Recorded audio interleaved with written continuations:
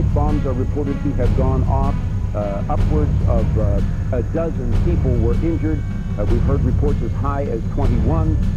4 people were taken to Swedish Medical Center, which is a hospital in Littleton, and they are in various conditions. Here we see some of them right now taking cover behind an armored car. From that angle, they're running out of the school with their hands over their heads. Unfortunately, this is a reality schools face today. When you talk about school shootings and you watch the news, this is the reality that schools have to prepare for. You hope that this will never happen in any of our schools. However, we need to do our due diligence to prepare for this event.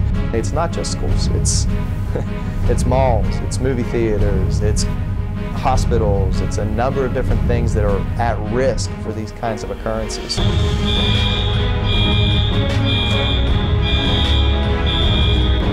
These drills have been in place for many years, actually, starting primarily with the Columbine incident in Colorado. New tactics need to be developed for police to adequately handle this type of situation. It was just something that we knew that we needed to get accomplished here, just to test our tactics and make sure that we're operating soundly in terms of a school response.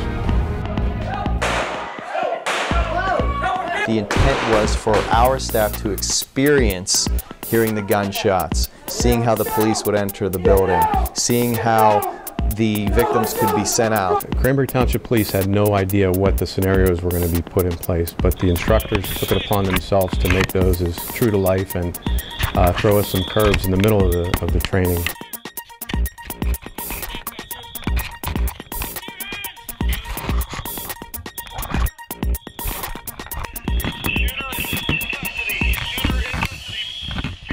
Penn State Fayette campus has been running active shooter training, probably in excess of 10 years now.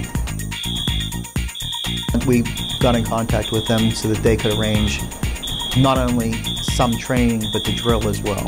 We got as many as our neighbors involved, law enforcement neighbors involved that we could. So we had folks from Jackson, Adams, New Sewickley, Northern Regional, Jackson Township, Evans City, Lancaster had a member or two here.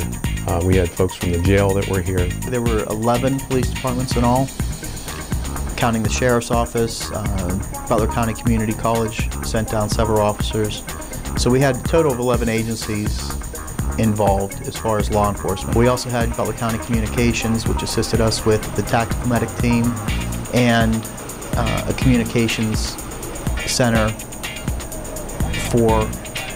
to simulate our dispatch center when somebody would call 911. We actually had 3 scenarios in that amount of time, which was a great way to see different situations evolve. The very first scenario was they actually took out the principal. What they did is actually prep them to act out certain roles. Some of our volunteers were students who were panicked. Some of our volunteers would be teachers hiding kids in a classroom or letting them escape. Some of them were parents who were actually trying to get their children out of the school.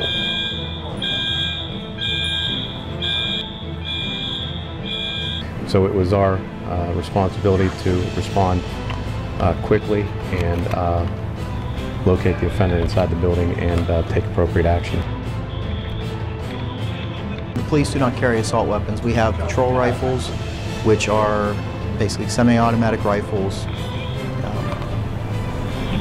that are a civilian version of military-grade weapons. The teachers actually got to somewhat experience some of the sounds and chaos that occurs during these events.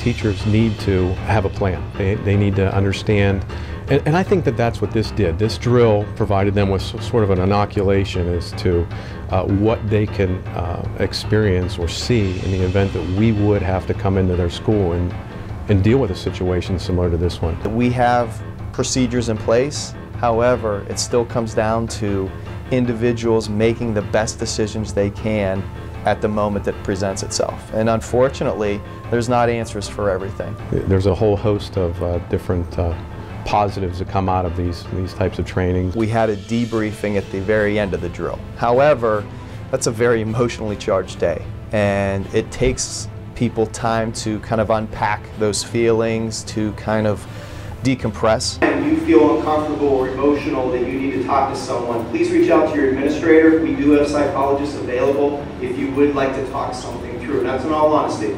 I would also like to thank Lieutenant Meyer and Sergeant Mazzolino. They're truly the brainchild behind bringing this to Seneca Valley. But if the shots aren't close to you, do you have the autonomy to make a decision about you and your classroom? I say that's something that administration is talking about, because I believe you should have the ability to make that decision. We got a lot of positive feedback, not only from law enforcement, but from the folks from Penn State. The instructors that put it on gave us a lot of positive feedback. They said we did exceptionally well. We're already in talks and discussion about where our next drill will be in the district. It's an ongoing process, and it needs to be at the forefront of people's minds.